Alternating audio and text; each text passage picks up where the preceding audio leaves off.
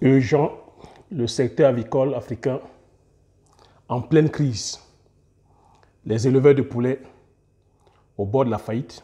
Certains sont déjà en pleine faillite. Beaucoup ont déjà déposé bilan. Suite à la crise ukrainienne. Est-ce que c'était prévisible? Oui, c'était prévisible. Car c'est quelque chose que je dénonce et que je décris depuis 2 ans. Est-ce que je suis au bout de la vidéo afin que je puisse partager avec toi les manquements, te dire aussi comment est-ce qu'on pourra faire pour se relever de cette crise-là. Donc, si tu me découvres pour la première fois, je m'appelle Thierry Toukou. Sur la chaîne, je parle d'entrepreneuriat, je parle d'investissement. Le but de la chaîne est ici, afin de valoriser et de vulgariser les plus du terroir africain. Si j'ai créé la chaîne, c'est en fait de partager mes astuces et business, de partager mon mindset, afin de t'aider dans tes réalisations ou dans tes futures réalisations. Je suis entrepreneur agricole, je suis des spéculations telles que le poivre du Cameroun, communément appelé poivre de Penja, qui a reçu son label indication géographique protégée en 2013. Sur la culture du palmier à huile, sur la culture du ricinendron et l'autre communément appelé api ou soigné ensemble. Sur la culture de la cola communautaire, avec pour finalité de créer une marque spécifique à nous, dont on mettra sur le marché physique et sur le marché virtuel. Donc, cette thématique qui te parle, n'hésite pas à t'abonner en appuyant sur le petit bouton rouge, en validant la cloche, afin de ne pas manquer plusieurs vidéos business qui diffusent sur la chaîne, afin de t'aider. Si tu l'as aussi déjà fait, je te dis merci. Donc, je te dis, la thématique d'aujourd'hui, c'est vraiment, c'est une urgence. Hein. J'ai dit urgent, le secteur avicole africain est en pleine crise. Les éleveurs, c'est-à-dire quoi, de poulets, sont abandonnés à eux-mêmes. Les éleveurs de poulets, c'est-à-dire qu'on voit rouge. Certains sont en plein dépôt de bilan. Et vous savez, c'est quoi, c'est-à-dire que lorsqu'on se lance dans le domaine avicole en se disant qu'on va produire tel que le poulet, c'est un secteur qui requiert, c'est-à-dire voilà, des dépenses colossales. Donc, tu vois ici que lorsque quelqu'un s'est engagé à aller faire l'élevage, par exemple, de poulets de chair ou de poules pondeuses, ça nécessite des budgets conséquents et que si derrière, le promoteur n'a pas comme ça, c'est-à-dire qu'il n'a pas comme ça un horizon, je vais dire positif, ou si le promoteur n'a pas d'avenir, ou si le promoteur, c'est-à-dire que là, en ce moment, c'est-à-dire que là, les feux ne sont pas ouverts, alors que beaucoup sont en train de passer des moments difficiles. C'est un secteur qui n'est pas, jusqu'à nos jours, structuré. C'est ce que je n'arrête pas de dénoncer ici depuis 2 ans. Que le domaine avicole, le domaine de l'élevage de poulets hybrides sur lequel tous les Africains sont portés aujourd'hui. Chacun qui veut aller, c'est-à-dire que voilà, aujourd'hui, faire l'élevage en Afrique, c'est le poulet de chair. Il faut aller faire le poulet. À dire qu'il n'y a que ça, il n'y a que ce seul élevage qu'on a en Afrique, ou qu'il n'y a que seule protéine que nous avons en Afrique. Chacun veut aller faire l'élevage de poulet de chair. J'ai décrit ceci fatigué. C'est pour ça que sur la chaîne, tu me vois, je fais la diversité des élevages. Depuis 2 ans, je te partage comme ça une multitude d'élevages, afin que tu ne sois pas uniquement cantonné sur l'élevage de poulet de chair. Et quand je fais ça, ça relève de la stratégie. Je te l'ai toujours dit ici que l'élevage de poulet de chair, nous sommes dépendants. Lorsque vous lancez sur l'élevage des poulets hybrides, nous sommes dépendants de l'Occident.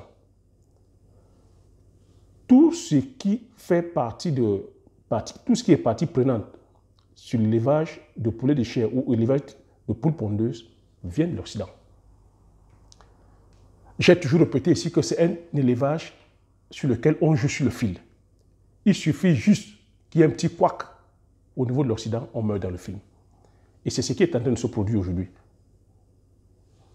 Tu es au courant de ce qui est en train de se passer en Occident, en Europe de l'Est.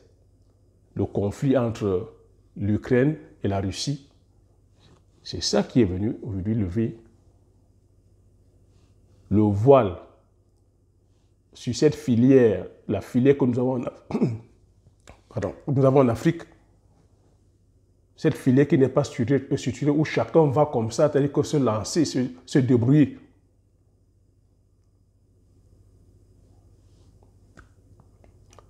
Suite à ce conflit Russie-Ukraine, aujourd'hui, beaucoup de pays, beaucoup sont en train de découvrir telle que leur défaillance. L'Europe en premier. Vous savez que c'est la Russie et l'Ukraine qui fournissent en termes de céréales l'Europe et beaucoup de pays en Afrique. C'est la Russie qui est le premier producteur en termes d'engrais. C'est la Russie qui fournit l'Europe en matière première, en gaz, en pétrole. Aujourd'hui, la Russie est en conflit. Les vannes sont fermées. Il y a la crise. Ça se répercute jusqu'en Afrique. Les éleveurs de volailles sont aujourd'hui en pleine crise, sous tension. Ils n'ont plus de matières premières. Il n'y a plus de soja, par exemple.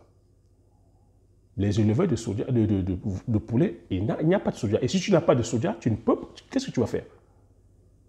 Le soja fait partie c'est la matière principale dans la protéine, dans l'aliment tel que du poulet. Et il n'y a pas, c'est-à-dire que voilà. Et non pas, c'est-à-dire que tout ce qui était que c'est nous. Aujourd'hui, avec la crise, tu conviens avec moi que même en termes de poussin d'un jour, l'Afrique n'aura plus de poussin d'un jour. Parce qu'en période de crise, la stratégie, c'est quoi? Chaque pays, tel que c'est parti, la Russie a bien calculé ces choses. La Russie, en entamant, c'est-à-dire que justement cette guerre-là avec l'Ukraine, elle s'est bien rassurée que dans son grenier, elle peut vivre au moins comme ça 4 ans. Avec ses réserves, elle peut vivre avec ses réserves au moins minimum 3 ans ou 4 ans. Lorsqu'elle va encore annexer, tel que l'Ukraine qui a un grand bassin de production, elle peut même vivre 5 ans. Donc cette crise peut durer 5 ans que la Russie pourra vivre tranquillement. Mais combien de pays pourront vivre tranquillement comme ça pendant 5 ans? C'est de ça qu'il s'agit. On n'est qu'au 11e jour de guerre, au 10e ou 11e jour de crise. Vous voyez que beaucoup de pays commencent à battre de l'aile. Donc, quelles sont donc les solutions qu'on pourra apporter? Voilà, aujourd'hui, les éleveurs africains, je parle encore du Cameroun que je maîtrise. Au Cameroun, ils ne sont pas structurés, ils ne sont pas subventionnés. Beaucoup sont allés se lancer en construisant des bâtiments. On vous a dit que la construction des bâtiments, c'est minimum 5 à 6 millions. Lorsque tu vas acheter des poussins, aujourd'hui, les prix vont fluctuer. Tu vas aller prendre des poussins à 600 francs. Les poussins d'un jour à 600 francs. Si tu as même encore la chance. D'autres à 700 francs. C'est pour les vendre à combien au final? Si tu vas même avoir les poussins et que tu n'as pas l'aliment principal qui est le soja, tu vas faire comment? C'est des choses que j'ai dénoncées ici, fatigué. Mais nous sommes toujours là parce qu'on veut la gratification instantanée, rentabilité 30%. Et encore, je vous demande à chaque fois, comment est-ce que vous calculez votre rentabilité là? Entrer en production 45 jours, on n'est que pressé par les 45 jours et qu'on gagne les millions. Comment vous calculez votre rentabilité? Parce que pendant que je suis en train de vous parler ici, même ici en Occident, beaucoup de fermes, beaucoup de promoteurs, beaucoup de fermiers vont déposer bilan. Il faut imaginer un peu certains qui avaient des fermes de 50 000 poulets dont les céréales venaient de l'Europe de l'Est, de l'Ukraine ou de la Russie. Ben, ces personnes-là sont mortes dans le film. FM. Beaucoup d'élevage aussi vont fermer ici. Ici en Europe. Pourquoi? Parce qu'il faut aussi savoir que beaucoup de grands groupes aussi sont allés baser leurs fermes en Europe de l'Est parce que la main-d'œuvre est moins chère là-bas. Et vous voyez qu'avec la crise qui est là, beaucoup vont rapatrier leurs fermes, certains vont fermer. Les Occidentaux qui avaient des fermes, par exemple en Russie, avec la crise qui est là, où tension entre l'Europe et la Russie, ben, beaucoup vont plier bagage. En Allemagne, par exemple, ils ont des grandes fermes, c'est-à-dire les éleveurs de porc, c'est beaucoup de personnes qui sont de l'Europe de l'Est. Mais imaginez que là-dedans, qu'ils aient des Ukrainiens. Le président ukrainien a demandé à toutes les forces vives, les hommes de 18 ans jusqu'à 60 ans, de rester combattre. Qu'est-ce qu'ils vont faire? Ils vont rentrer, c'est-à-dire que dans leur pays, c'est comme ça que beaucoup de fermes aussi, ici du côté européen, occidental, d'Europe de l'Ouest, vont fermer. Et la stratégie maintenant d'Europe, vu que l'Europe, elle se sent en guerre, elle ne va plus faire sortir ses matières premières. Tout ce qui est poussé d'un jour, eux aussi sont en train de faire leurs prévisions. Ils ne savent pas jusqu'à quand cette guerre va aller. Donc on n'aura plus du côté de l'Afrique, on n'aura plus les poussins d'un jour, on n'aura plus l'alimentation. Ils vont maintenir leur production pour la consommation interne. Vous comprenez pourquoi on meurt dans le film? C'est pour ça qu'à chaque fois, j'ai toujours répété qu'il ne faudrait pas qu'on soit dépendant.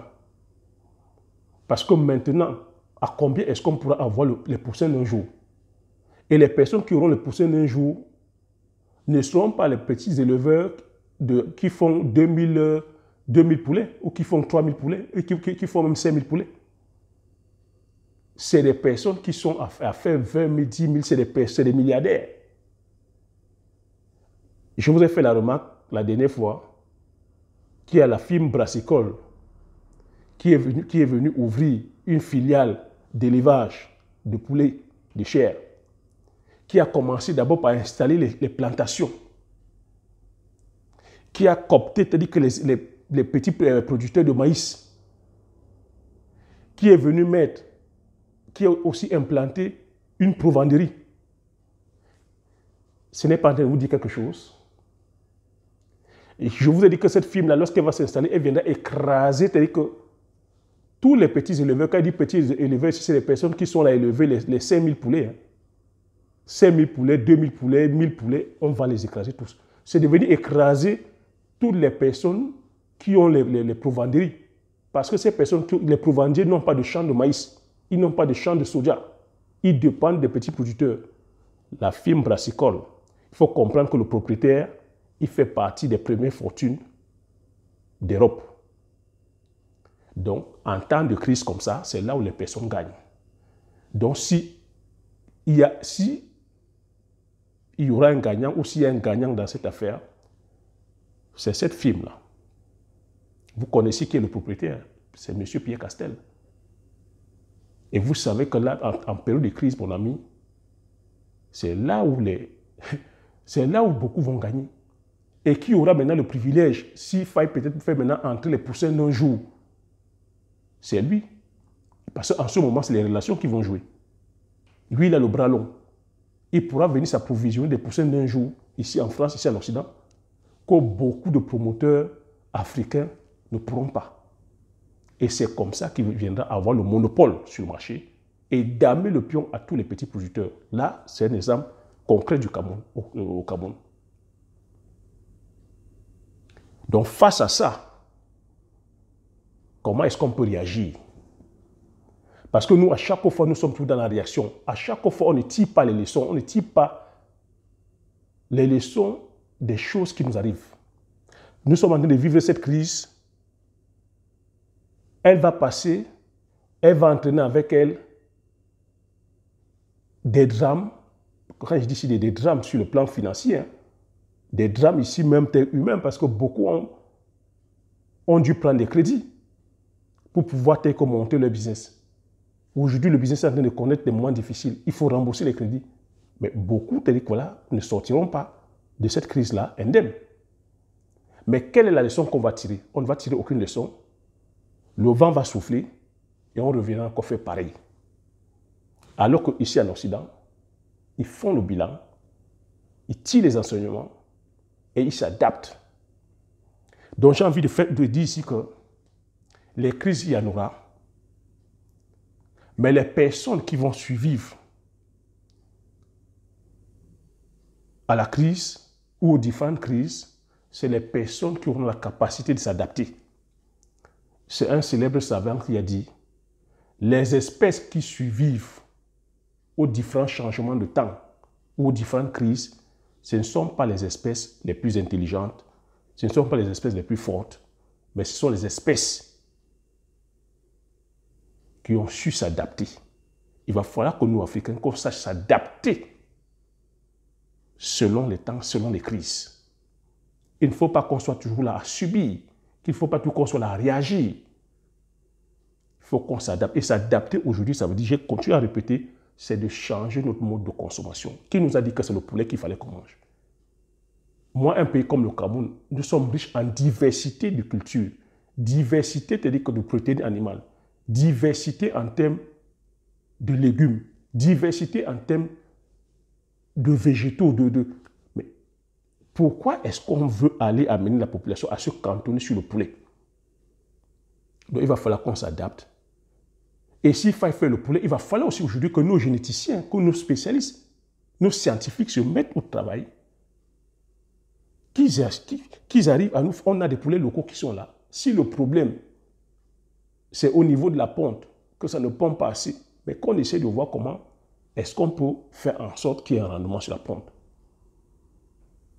On peut aussi, c'est-à-dire que comment est-ce qu'on peut aussi s'adapter? On peut aussi s'adapter aujourd'hui sur le plan de l'alimentation, qu'on ne soit pas dépendant des aliments venus d'Occident. Vous voyez, aujourd'hui, pas de soja, on est mort dans le film.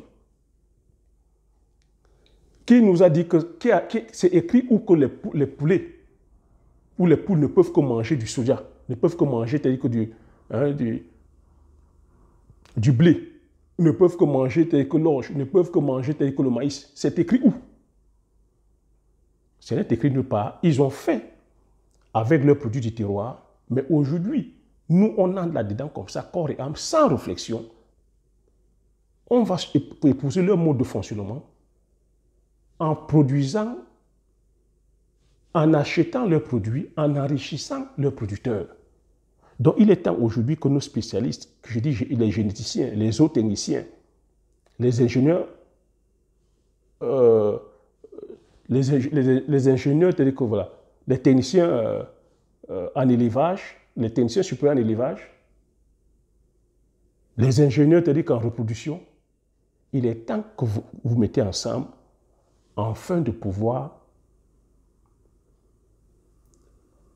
nous proposer des espèces animales venant de notre propre terroir. Il est temps qu'on puisse produire, je vais dire, les espèces animales venant de notre territoire. Il est temps qu'on soit autonome, qu'on ne soit pas dépendant. Il est temps aussi qu'on puisse faire des compositions des aliments pour animaux avec nos produits du terroir pour que nous ne soyons pas dépendants. Il va falloir que nous soyons autonomes. Cette crise qui est en train d'arriver, ou cette crise que nous sommes en train de vivre, ça doit plutôt nous amener à nous adapter. Il faudrait que les Africains s'adaptent.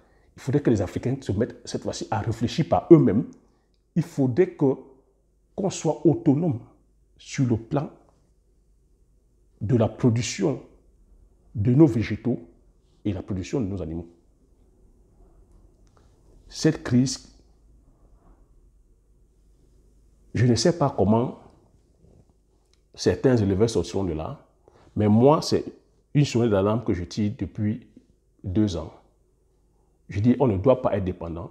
On a aujourd'hui comme ça une multitude d'espèces. On peut aujourd'hui aussi changer de mode d'élevage. Pourquoi est-ce qu'on va aller se cantonner sur les élevages intensifs dans les bâtiments? Parce que c'est en mettant les poulets, c'est-à-dire voilà, entassés dans les bâtiments, qu'on est contraint de les apporter une certaine source de protéines, puisque ces poulets-là ne sortent pas. Mais on peut aujourd'hui opter, faire l'élevage en plein air. Ça va nous éviter d'apporter, c'est-à-dire que une quantité de protéines. Ces animaux, c'est-à-dire que ces oiseaux pourront picorer à l'extérieur. On peut faire des systèmes de compost, tel que j'ai expliqué. Ils vont picorer, c'est-à-dire que voilà, les micro-organismes à l'extérieur. Ça va éviter qu'on apporte aussi, ou qu'on qu'on utilise tout ce qui est vaccin ou médicaments. Donc, en les élevant en plein air aussi, c'est une économie sur le plan sanitaire, parce que moins de médicaments, une économie sur le plan de l'alimentation, parce qu'on ne va pas dépenser énormément en termes d'aliments, et même en termes de protéines, parce que ces animaux pourront aller se manger certains micro-organismes qui vont leur apporter de la protéine et de l'énergie. Et au sorti, on aura comme ça des poules de qualité. Qui nous a dit, c'est écrit où que nous on voulait manger les poulets à 45 jours. Et est-ce qu'on s'est posé la question qu'un poulet à 45 jours, quels sont les risques qu'on encourt? Est-ce que nous avons un bon système de santé? Ces poulets tels que sur le plan de la prophylaxie, est-ce qu'en Afrique on maîtrise la prophylaxie? Est-ce que sur tu vas acheter un poulet à 2000, 3000 ou c'est la maladie que tu achètes? Donc, cette crise doit nous amener à repenser notre mode de production, à repenser notre mode de consommation. Mais si on n'a pas le poulet, on a les poulets du village, on s'adapte. Il y a les canards, on fait l'élevage de canards. Il y a la dinde, on fait l'élevage de la dinde. On fait l'élevage de la pintade, l'élevage de la caille. On fait l'élevage de la chèvre, on fait l'élevage de moutons. Il faudrait qu'on essaie de varier et diversifier nos élevages. On ne doit pas tout être cantonné sur un seul type d'élevage et aujourd'hui qui nous paralyse. On doit aussi favoriser l'élevage, c'est-à-dire quoi je veux dire, domestique là, chaque foyer devrait avoir 2 poules, 3 poules, un coq, 3 cannes, un canard, afin d'éviter les carences en termes de protéines animales. C'est comme ça qu'on peut faire pour lutter drastiquement contre les problèmes de protéines animales. Dans chaque foyer, chaque maison, 3 poules, un coq, on lutte drastiquement contre les problèmes de protéines animales. Il faudrait vraiment, il est temps aujourd'hui qu'on prenne cette affaire à bras le corps, qu'on réfléchisse par rapport à notre mode de production, qu'on arrête cette propagande-là qui est l'élevage de poulets de chair, c'est l'élevage du siècle. C'est un élevage que tout le monde peut faire. On joue la politique de qui? Nous sommes en train de voir aujourd'hui qu'on ne joue pas la politique des Africains, on joue la politique des Occidentaux. J'ai toujours décrit ceci. Mais on sait des fois que ça a des fins aussi commerciales, c'est des fins égoïstes, parce qu'on veut peut-être vendre une formation, peut-être parce qu'on